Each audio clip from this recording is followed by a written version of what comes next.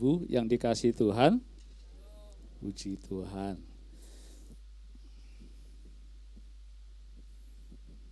Bapak Ibu, saya akan berbagi berkat untuk firman Tuhan. Dan puji Tuhan, pada malam hari ini firman disampaikan yang sekiranya saya mau sampaikan kurang lebih 3 minggu yang lalu, namun karena sakit bertukar jadwal dengan Pak Heru. Waktu itu saya dapat firman Tuhan ini yang akan disampaikan pada saat saya sedang sakit. 2-3 hari menjelang dirawat di rumah sakit, di jam yang sampai 1:30 pagi saya nggak bisa tidur. Dan saya dapat pencerahan firman Tuhan ini. Bapak Ibu, firman Tuhan pada malam hari ini itu terambil dari Matius pasal 14 ayat 22 sampai 33. Nanti saya akan baca ini secara berurutan dengan penjelasannya. Saya prolognya dulu ya. Bapak Ibu yang dikasihi Tuhan, ada seorang hamba Tuhan bernama Andrew Wommack. Andrew Wommack itu dia berkata demikian. Jikalau Petrus tidak turun dari perahu, maka dia, dan tentu dengan bersama-sama murid yang lain, tidak akan mengalami mukjizat Tuhan. Kalau diperluas lagi, apa yang disampaikan oleh Andrew Wommack ini, ya yang pertama adalah dia menyampaikan hal ini itu berbicara tentang Matius 14 ayat 22 sampai 33. Tentang sebuah peristiwa di mana Tuhan Yesus menyuruh murid-murid, memerintahkan murid-muridnya, dan seterusnya. Nanti saya akan bacakan firman Tuhannya. Bapak Ibu yang dikasihi Tuhan, bahwa dalam pengiringan kita akan Tuhan itu tidak terlepas, hidup kita itu tidak selalu mulus. Ada hal-hal yang terjadi di dalam kehidupan kita sebagai umat Tuhan yang percaya kepada Tuhan. Dan itu harus dipahami benar. Karena kalau kita tidak memahami tentang konsep bahwa mengiring Tuhan itu tidak selalu berjalan mulus, tidak sedikit juga ada yang kemudian orang-orang yang disebut orang percaya, dia mengundurkan diri dari pengiringannya akan Tuhan. Dan dalam perjalanan pelayanan saya, beberapa saya mendapatkan sebuah kesaksian yang langsung saya dengar sendiri, kok ikut Tuhan kok jadi begini, keadaannya kok tidak lebih baik. Bapak Ibu yang dikasihi Tuhan, kita akan masuk dalam firman Tuhan yang akan nanti saya baca secara berurutan. Namun beberapa hal perlu saya jelaskan sehubungan dengan judul dari firman Tuhan pada malam hari ini adalah ujian iman. Lagi-lagi sedang berbicara tentang iman, ya. Khususnya dengan situasi kondisi hari-hari ini, itu tidak ada jalan yang lain selain daripada kita hidup dalam iman. Iman menjadi semakin kuat karena berbagai tantangan-rintangan yang ada hari-hari ini, maka kita harus mengandalkan Tuhan, yaitu dengan iman yang kokoh di dalam Tuhan. Bapak Ibu, orang percaya itu disebut juga sebagai murid Yesus. Dan Yesus adalah guru, G-nya besar ya, sang guru. Dasar firman-Nya Yohanes 13 ayat 13. Kamu menyebut aku guru dan Tuhan, betul. Bahwa aku ini, kata Tuhan, guru dan Tuhan. Bapak Ibu, sebagaimana satu hubungan antara murid dan guru, ya Yesus adalah sang guru yang digugu dan ditiru. Dia ada teladan hidup kita dalam pengiringan kita akan Tuhan. Lalu berkenan dengan ini ada istilahnya ujian, betul? Ya, kalau ada murid, ada guru, pasti ada ujiannya. Seorang murid harus menghadapi ujian. Dan ujian ini adalah berkenaan dengan iman. Nah, pengiringan kita dalam Tuhan, iman kita di dalam Tuhan itu juga ada ujiannya. Oleh karena itu ada istilah juga, wah imannya nggak kuat, imannya nggak lulus, ya. Dengan istilah iman, itu ada ujiannya. Tujuannya adalah apa Bapak Ibu? Di dalam 2 Petrus 3 ayat 18 saya bacakan, bertumbuh agar kita bertumbuh dalam kasih karunia garis bawah ya. Dan dalam pengenalan akan Tuhan, dan dalam pengenalan akan Tuhan dan juru selamat kita siapa? Yesus Kristus. Jadi ada tujuannya. Seorang guru memberikan materi ujiannya tentu ada tujuannya. Dalam hal ini sang guru yang adalah Tuhan kita Yesus Kristus, dia memberikan ujian, mengizinkan kita mengalami ujian agar kita bertumbuh dalam kasih karunia dan dalam pengenalan akan Tuhan dan juru selamat kita Yesus Kristus ya. Perlu dipahami, jadi ada tujuannya. Bapak Ibu, dalam pelayanan saat di bumi 2000 tahun yang lalu, sebagai guru Yesus mengajarkan berbagai hal kepada murid-muridnya, berupa pengajaran, praktek pengajaran, teladan hidup, karena sebagaimana murid dan guru pada zaman Yesus itu, murid itu selalu bersama-sama dengan gurunya dimanapun. Ada gurunya, ada muridnya. Ada Yesus, ada murid-muridnya. Atau murid-murid kemana pasti ada Yesus. Mereka selalu bersama-sama. Dalam praktek pelajaran ada yang disebut dengan, ini sama-sama lulusan pernah belajar hukum ya, dengan Pak Jiri. Dulu kita mendapat materi ada istilah dengan atau pelajaran problem solution. Pernah dengar? Problem solution itu adalah sebuah materi pelajaran dari seorang guru atau dosen diberikan kepada muridnya dengan simulasi masalah atau terjadi sesuatu masalah kalau dalam hukum seperti itu. Nah, dengan masalah yang ada, materi hukum yang ada, dengan kasus-kasus yang ada, bagaimana cara menyelesaikannya. Dan seorang murid yang dia bisa menyelesaikan problem-problem kasus-kasus yang ada dengan cara-cara yang sesuai dengan hukum yang berlaku, maka murid itu dianggap lulus dalam ujian. Nah demikian, mari kita akan masuk dalam pembahasan firman Tuhan ini, Matius 14 ini. Tuhan Yesus memberikan problem solution kepada murid-muridnya. Berupa apa Bapak Ibu? Satu pelajaran. Mari kita akan lihat dalam ayat 22-nya dan ayat 23. Nanti saya akan sampaikan ayat demi ayatnya. Sesudah itu Yesus segera memerintahkan murid-muridnya naik ke perahu dan mendahulunya ke seberang. Sementara itu ia menyuruh orang banyak pulang. Dan setelah orang banyak itu disuruhnya pulang, Yesus naik ke atas bukit untuk berdoa seorang diri. Ketika hari sudah malam, ia sendirian. Saya terkesan dengan satu kata di sini yang ditulis dalam ayat ke-22 dikatakan Yesus memerintahkan, segera memerintahkan. Untuk kemana? Untuk ke seberang, ya, menaiki sebuah perahu dengan murid-murid yang lain, artinya 12 murid itu.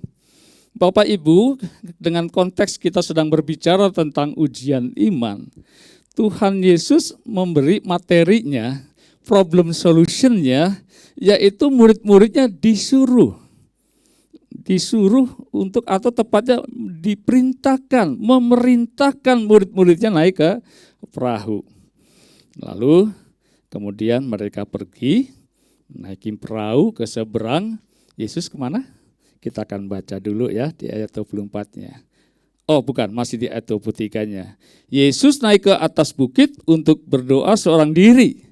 Ketika hari sudah malam, ia sendirian di situ. Itu adalah teladan Tuhan kita yang juga tentu saja itu bagian dari pembelajaran bagi setiap kita bahwa kita harus menyempatkan diri kita berelasi dengan Bapa. Amin. Oke, Bapak Ibu yang dikasihi Tuhan, saya lanjutkan. Kata diperintahkan kepada mereka untuk menaiki perahu ini, Bapak Ibu, ini bisa juga diartikan dengan istilah yang mungkin seringkali kita dengar, Tuhan mengizinkan kita masuk dalam satu medan kehidupan, masuk dalam suatu ruang lingkup kehidupan di mana kita akan diperhadapkan dengan satu masalah, satu problem, satu pergumulan hidup. Nah, selanjutnya dulu ya, saya jelaskan. Ayat yang ke-24-nya. Apa yang terjadi ketika jarak dari bibir pantai sekitar 2-3 mil ini? Kita baca dulu ayat 24-nya. Perahu murid-muridnya sudah beberapa mil jauhnya dari pantai dan diombang-ambingkan gelombang karena angin sakal. Nah, Bapak Ibu yang dikasihi Tuhan, untuk membaca ayat pasal 14 ini sesungguhnya seharusnya kalau kita ingin ruang lingkupnya lebih luas, ya dengan kisah yang sama itu ditulis di Markus dan Yohanes ya. Dan nanti yang saya sampaikan itu nanti ada informasi-informasi yang saya mix di dalamnya. Nah, seperti halnya ini berbicara tentang jarak ya. Tentang jarak ini ditulis di dalam Yohanes 6 ayat 19. Satu perikop yang sama berbicara tentang atau kisah tentang Yesus berjalan di atas air. Jaraknya sekitar 2-3 mil, di mana 1 mil itu sama dengan 1,6 kilometer, jadi kurang lebih 3-4 kilometer. Jadi dalam narasi ini saya membayangkan kalau Yesus di bukit, murid-murid naik perahu jaraknya 3-4 kilometer, pastinya masih bisa dilihat minimal ada cahayanya, ada lampunya. Ya. Perahu mereka diombang-ambingkan oleh angin sakal. Angin sakal apa ya? Mungkin hal yang tidak familiar. Kalau kita kan adanya angin puyuh ya. Angin apa lagi? Angin puting beliung. Lah, angin sakal itu apa? Angin sakal itu adalah angin yang besar berhembus dari arah ke depan menuju ke belakang. Jadi perahu itu sedang menuju ke depan, anginnya datang dari depan dan anginnya tidak kecil, pastinya anginnya besar dan tentu saja berpotensi akan dapat menenggelamkan perahu murid-murid itu. Bapak Ibu yang dikasihi Tuhan, mari kita akan baca 25-nya. Kira-kira jam 3 malam datanglah Yesus kepada mereka berjalan di atas air. Ini juga hal yang menarik. Alkitab mencatat detail tentang jamnya, yaitu jam 3 dini hari. Kalau Alkitab menulis sesuatu itu pasti ada maksudnya. Ya, Bapak Ibu, jam 3 itu pagi dini hari adalah waktu di mana titik lemah seseorang. Pada umumnya jam 3 itu adalah lagi nyenyak-nyenyaknya tidur ya. Betul? Lagi enak-enaknya tidur jam 3 itu. Nah, angin sakal itu atau gelombang sakal itu menerpa perahu murid-muridnya itu pada jam 3 dini hari itu. Itu bisa diartikan bahwa persoalan, pergumulan, masalah itu kebanyakan sebagian besar terjadi adalah pada saat di mana titik lemah dalam kehidupan kita. Setuju? Biasanya pada saat kita sedang lemah iman, ya kan, lemah pemahaman dalam penalakan firman. Pokoknya intinya kita akan ada dalam satu posisi berpotensi jatuh dalam dosa, dalam pencobaan, itu saat-saat di mana posisi kita posisi yang lemah. Bapak Ibu yang dikasihi Tuhan, apa yang terjadi bahwa pada jam itu murid-murid itu sangat panik. Padahal kalau kita berbicara tentang naik perahu, sebagian besar murid-murid Yesus adalah nelayan. Tentu paling tidak dengan pengalaman sebagai seorang nelayan, melihat situasi kondisi seperti itu boleh dikatakan masih bisa lah ya mungkin ya dengan daya upayanya begitu menenangkan dirinya misalnya. Namun kita lihat di sini adalah bahwa murid-murid mereka panik, mereka takut. Artinya juga bahwa keberadaan, kemampuan mereka, kapasitas mereka, kekuatan mereka, pengalaman mereka yang dalam hal ini sebagai seorang nelayan itu tidak bisa diandalkan dalam mengatasi masalah yang ada.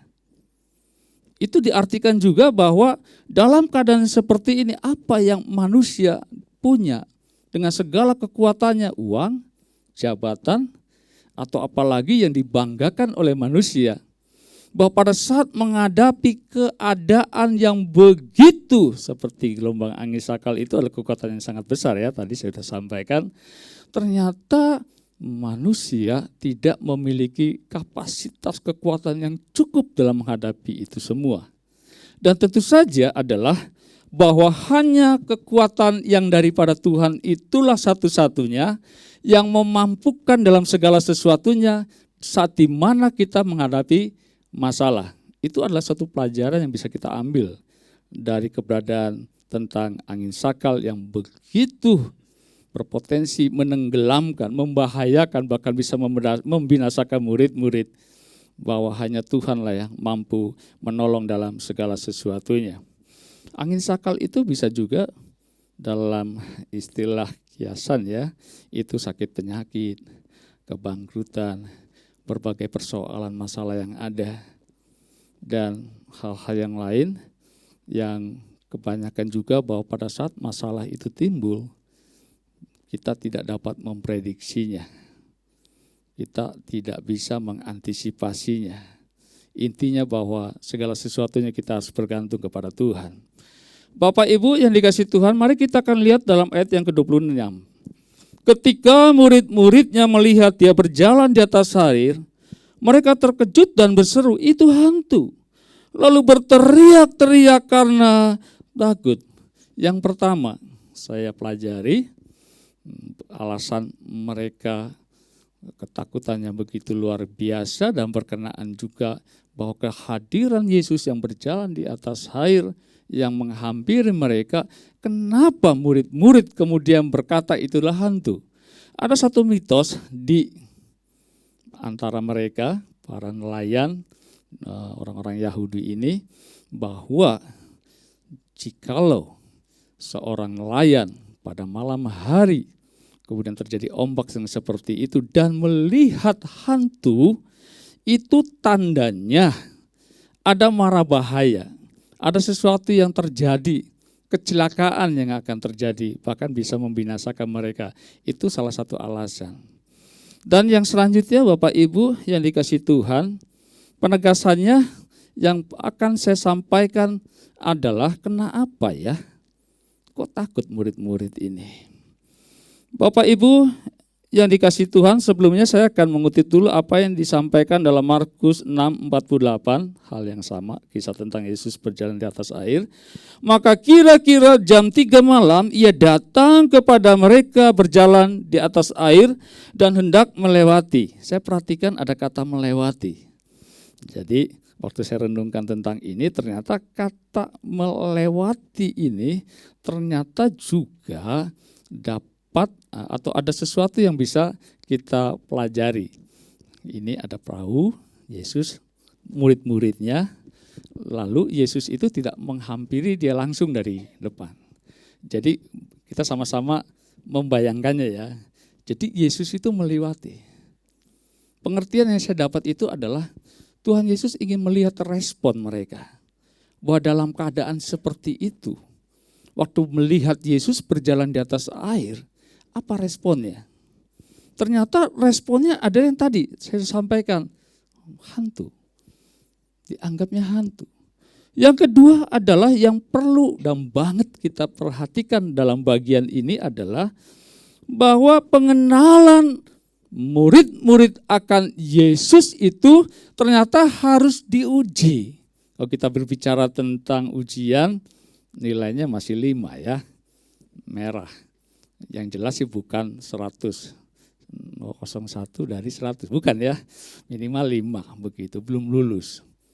Bapak Ibu yang dikasihi Tuhan, bukankah, saya udah hitung ya, itu kan jam 3, sebelumnya itu waktu sore, ya kan, kalau kita naik ke atasnya, ayatnya itu berbicara tentang Tuhan Yesus mengadakan mukjizat dengan 2 potong ikan dan 5 roti itu, maka terjadi mukjizat berlipat kali gandaan, dapat memberi makan 5.000 orang, dan itu tidak termasuk anak-anak dan para ibu, sisanya 12 bakul. Dan itu adalah sesuatu mukjizat yang sungguh luar biasa.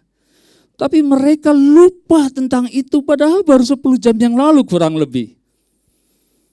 Yesus itu dia sanggup melakukan segala sesuatunya, kuasanya sangat besar dan tidak ada yang mustahil dia dapat lakukan. Dan itu disaksikan sendiri oleh murid-muridnya.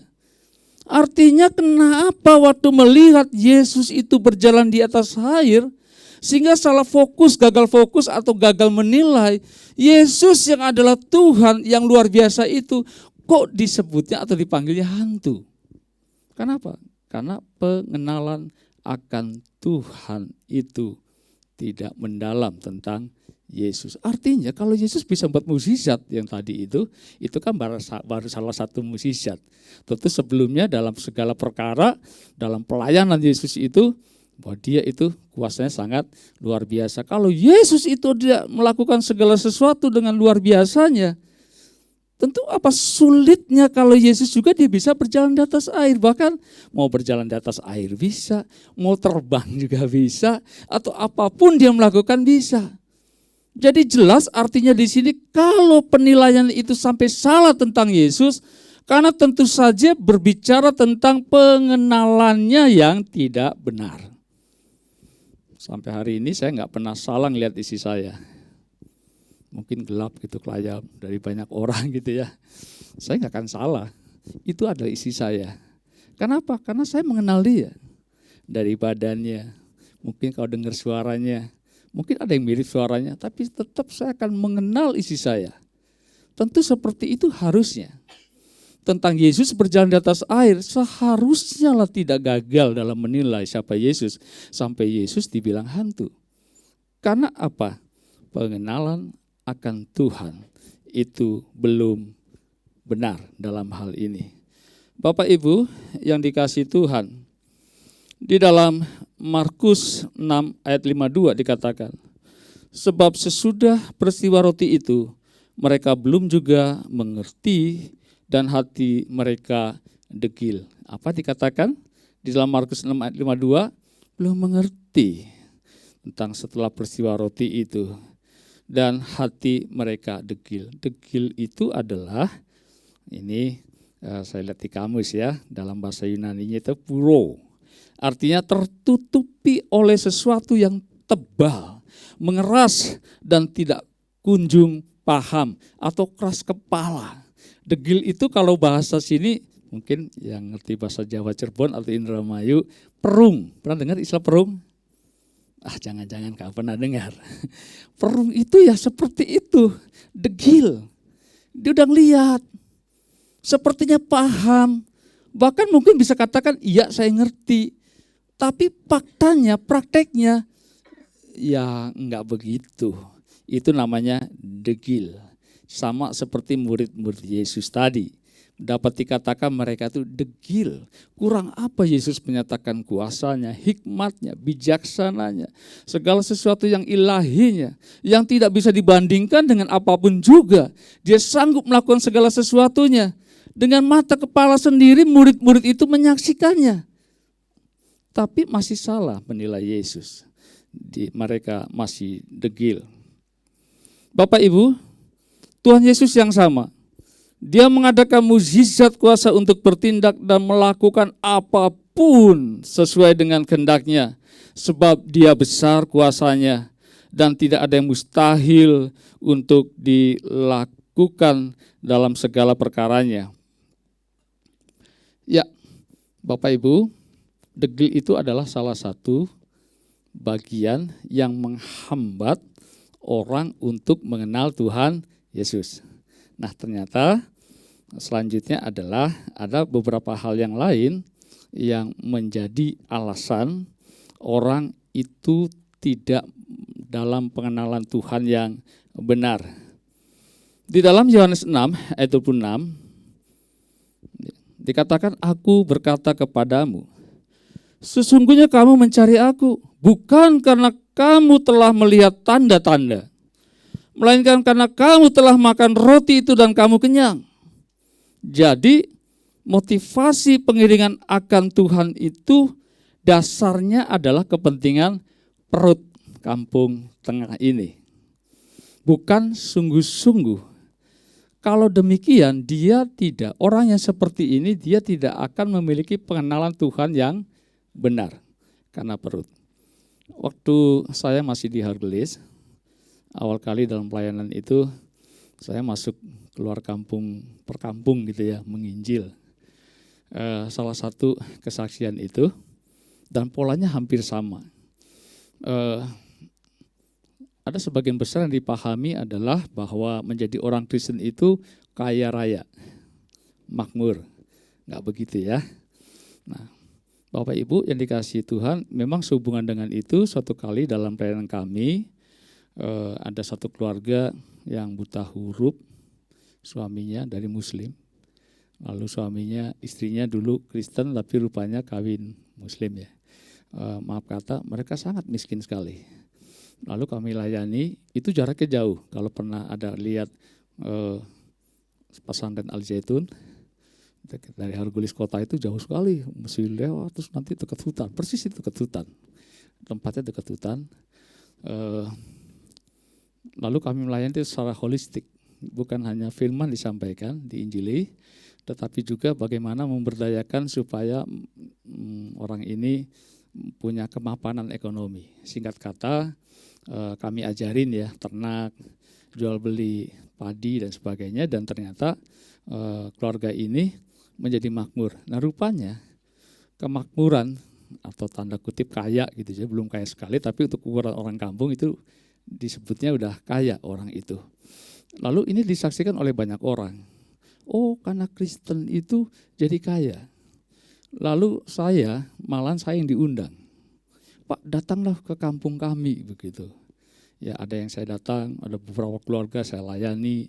Tapi kembali bahwa motivasi mereka itu agar sama seperti namanya Pak Dasir, ya. Sama seperti Pak Dasir, nanti kami jadi kaya. Bapak Ibu, motivasinya sudah salah. Yang kedua, ada lagi, itu satu kampung ya. Itu bisa sekitar jumlahnya kampung kecil pinggir hutan, mungkin ada 50 orang sih lebih. Ada satu lagi mungkin pernah tahu ada namanya desa Karangsinom. Itu dengar juga tentang itu. Saya diundang loh. Jadi dengar itu kami mau seperti mereka. Saya ingat tak hitung ada 12 orang, bapak-bapak. Namun demikian saya tidak melewatkan Injil Kerajaan Allah saya beritakan. Saya sampaikan itu. Detail saya sampaikan. Namun ternyata memang kemudian bahwa motivasi mereka mau percaya kepada Kristus, mau jadi orang Kristen, pengikut Tuhan. Motivasinya adalah perut. Dan apa yang terjadi? Ya, artinya ya mereka tidak menjadi murid-murid Kristus ya. Bapak Ibu yang dikasihi Tuhan, ada banyak orang yang kemudian salah fokus, salah motivasi kepada Kristus. Tujuannya adalah atau motivasinya adalah perut, keinginan dagingnya. Bapak Ibu yang kedua, hal-hal yang menghambat pengenalan kita akan Tuhan Yesus adalah diliputi rasa takut dalam menghadapi pergumulan. Seperti tadi dalam ayat yang kita belum baca, coba ayat 27-nya. Tetapi segera Yesus berkata kepada mereka, tenanglah, aku ini jangan takut. Kita sudah dengar dari khotbah Bapak Gembala dikatakan ada 365 jangan takut di Alkitab. Jumlah hari dalam setahun, artinya dalam sehari ada kata dari Tuhan ya yang meneguhkan kita untuk kita jangan takut. Bapak Ibu yang dikasihi Tuhan, di dalam 2 Timotius 1 ayat 7 dikatakan sebab Allah memberikan kepada kita bukan roh ketakutan, melainkan roh yang membangkitkan kekuatan, kasih dan ketertiban. Ketakutan adalah musuh dari iman.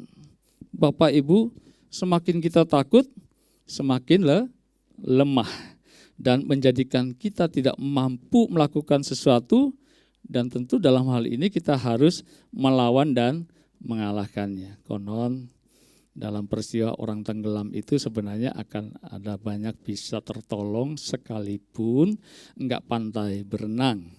Asal jangan takut, artinya tenang. Mungkin pernah lihat tutorial di YouTube, saya pernah lihat ya. Tenang. jangan takut. Maka dengan seperti itu berpotensi untuk kita itu bisa lepas dari ancaman tenggelam atau kematian. Jadi takut itu adalah sesuatu yang dalam hal ini tentu saja menghambat pengenalan kita akan Tuhan. Takut itu menjadi sebuah atau sesuatu yang menjadikan kita sehingga kita tidak dapat mengenal akan Tuhan. Tentu takut di sini bukan pengertian yang Tuhan katakan, ya kan, takutlah akan Tuhan. Nah itu kan beda pengertiannya. Kalau takut akan Tuhan itu kan artinya kita datang menghampiri Tuhan, terjemahnya. Betul nggak? Nah kecuali kalau takut itu diartikan kita takut akan ular. Berarti kita harus menghindar atau kita takut bahaya yang mengancam kita. Kita lari daripadanya. Ya, yang dimaksud oleh takut ini adalah sesuatu perasaan yang ada pada kita. Yang di dalamnya makna daripada takut itu justru menjadikan kita itu tidak memiliki pengenalan akan Tuhan. Takut akan apa? Akan masalah. Apa yang menjadi kita menjadi ada pemisah jarak dengan Tuhan atau dalam penolakan Tuhan? Karena dengan takut itu kita lebih melihat masalah yang ada yang dihadapinya. Itu yang dimaksudnya takut. Jadi bukan Tuhannya yang sanggup menolong kita. Bukannya Tuhan Yesus yang dia datang menghampiri murid-muridnya pada saat gelombang angin sakal itu yang datang tepat pada waktunya mau menolong. Tetapi takut di sini adalah sebaliknya, melihat mara bahaya, melihat ancaman. Jadi fokusnya itu bukan Tuhan yang mau datang menolong. Fokusnya adalah masalah yang dilihatnya. Dan itu justru akan menjauhkan kita dalam di mana Tuhan akan menolong kita.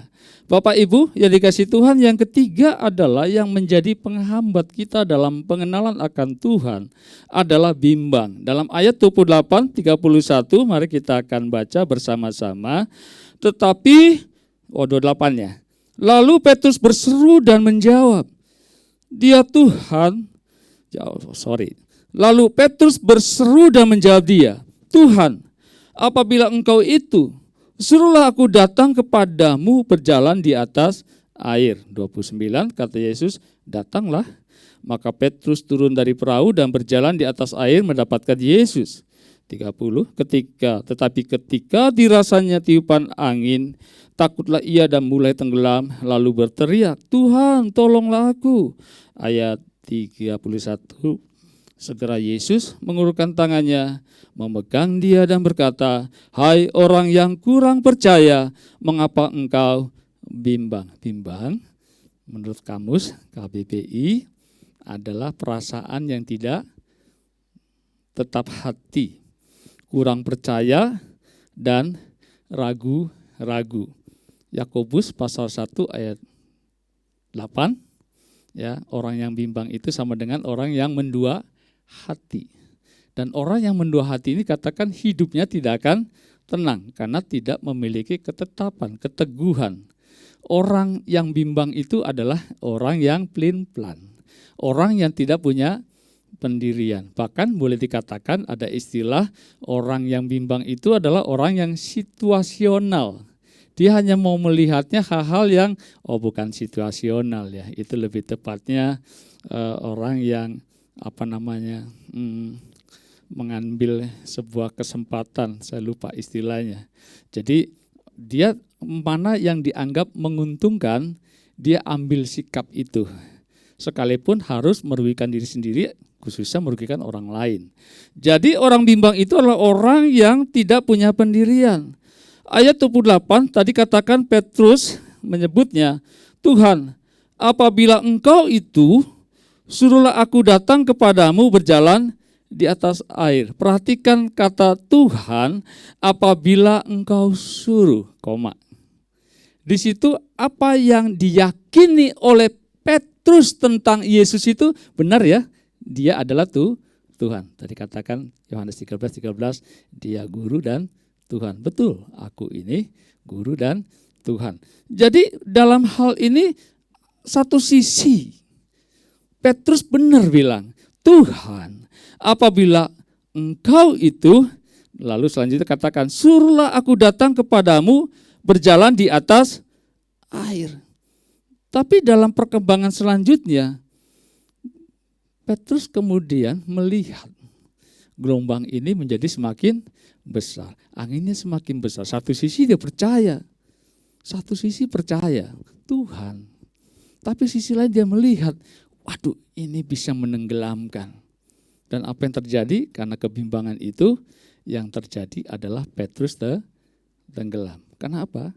Karena dia bimbang. Satu sisi Petrus percaya, di hadapannya adalah Yesus yang berjalan di atas air. Tetapi pada sisi yang lain, Petrus menaklukkan kehadiran Yesus. Tentu dia menjadi tenggelam. Bapak Ibu, selesai yang sudah saya sampaikan. Waktunya masih ada enggak? Saya enggak lihat jam loh. Masih ada? Udah berapa menit? Maaf ya, saya enggak lihat jam tadi. Ya? Waduh, saya enggak bisa lihat ya. Tolong disebutin. 35, oke. Cukup ya. Tadi saya ada sebuah saksian tentang ini. Mungkin kesimpulannya, Bapak Ibu yang dikasihi Tuhan, bahwa Tuhan dia selalu menyertai kita. Amin. Dia hadir pada saat-saat di mana kita sedang diizinkan Tuhan mengalami persoalan, pergumulan, kehidupan. Itu berarti juga yang harus kita pahami dalam pengiringan kita akan Tuhan itu, tadi awal ya sudah saya sampaikan, tidaklah selalu berjalan dengan mulus. Ada persoalan, ada lika-liku dalam kehidupan. Tapi percayalah bahwa Allah itu turut bekerja mendatangkan segala kebaikannya bagi setiap kita. Orang yang percaya kepada Tuhan. Amin.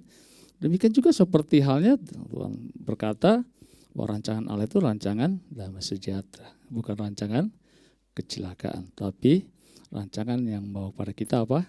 Untuk hidup dalam penuh pengharapan. Dan hal-hal yang lain bahwa segala sesuatu yang datang daripada Tuhan itu baik adanya. Artinya waktu kita diizinkan kita sedang mengalami suatu persoalan, pergumulan, masalah ada di dalam perahu yang sedang diombang-ambingkan oleh gelombang angin sakal itu. Jangan takut, tetap kuat. Amin, berharaplah kepada Tuhan. Jangan lari daripadanya. Karena segala sesuatu yang Tuhan izinkan, Tuhan punya maksud dan rencana yang indah. Ada maksud Tuhan di balik segala sesuatu. Tuhan gak pernah merancangkan sesungguhnya. Kalau seperti halnya, waduh saya harap nggak panjang ya. Oh, seperti firman Tuhan katakan pencobaan-pencobaan yang kamu alami, pencobaan biasa yang tidak melampaui kekuatan kita. Allah tidak pernah merancangkan sesuatu yang buruk kepada kita. Memang arti dari pencobaan, nama panjang nih, Bapak Ibu, sedikit aja. Supaya dipahami, karena ada banyak hal di antara orang Kristen, berbicara tentang pencobaan, ujian, itu disama artikan, padahal pencobaan itu beda. Kalau pencobaan itu dalam bahasa Yunani namanya periasmos. Periasmos itu artinya adalah suatu keadaan, penderitaan, masalah, pergumulan hidup ya, yang semua orang nggak ada yang mau itu terjadi. Itu bisa terjadi yang pertama adalah karena keinginan daging kita. Dan yang kedua adalah karena kuasa kegelapan, kuasa iblis. Ada ayat-ayatnya, nanti panjang ya, singkat begitu. Nah, Tuhan itu bisa pakai pencobaan, masalah, penderitaan yang kita alami itu menjadi sebuah alat untuk ujian bagi kita, untuk kita mengenal Tuhan lebih dalam lagi. Amin. Ya, intinya itu. Supaya kita tidak salah paham tentang arti kenapa Tuhan izinkan kita masalah. Kok ada masalah dalam kehidupan orang yang percaya. Sesungguhnya Allah tidak pernah merancangkan sesuatu yang buruk dalam kehidupan kita. Segala sesuatunya baik adanya yang datangnya daripada Tuhan. Oleh karena itu tetap kita percaya sungguh-sungguh dalam Tuhan apapun masalah pergumulan yang kita hadapi. Mari kita akan tutup dengan doa. Saya undang untuk bangkit berdiri dan nanti naikkan satu pujian ya.